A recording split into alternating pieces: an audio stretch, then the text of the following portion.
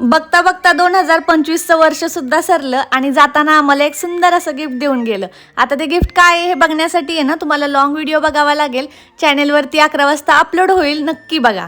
आज बाजारातून येता येता ह्यांनी फ्रुट्स घेऊन आले होते, तर सोबतच येताना त्यांनी पनीर सुद्धा आणलं होतं. तर म्हटलं बरेच दिवस झालं आपण नान काही खाल्ले नाहीत, म्हणून आज नानच बनवूया. तीच हॉटेलवाली आपली रोटी, त्याचीच रेसिपी पटकन तुमच्यासोबत मी शेअर करून टाकते. ह्यासाठी मैदा घेतला होता, त्यामध्ये थोडीशी साखर, थोडंसं मीठ आणि एकदम थोडासा बेकिंग सोडा, आणि आपल्याला दही आवडत असेल तुम्हाला तर तुम्ही 2-1 चमचे टाकू शकता. आणि वरतून तेल टाकले आणि छान असं आपण चपातीचं पीठ मळतो ना तसं मळून घ्यायचे. आता हे सगळं मळून झाल्यानंतर अर्धा तास तरी ह्या पिठाला रेस्टला ठेवावं लागतं.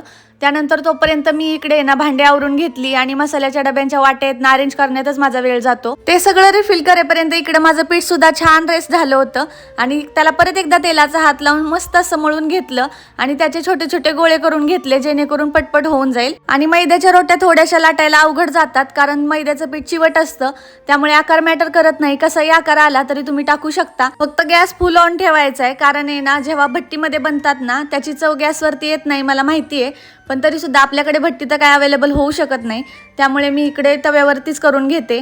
आणि ह्या रोट्या खायला तर एवढी मज्जा येते, पण आहे ना हे बनवताना जो हात दुखतो ना तवा धरून धरून, त्याचं काही वेगळंच असतं. चला, आमचा मस्त असा स्वयंपाक रेडी झालाय. माझ्या रोट्या कशा वाटल्या कमेंटमध्ये नक्की सांगा. Okay, bye.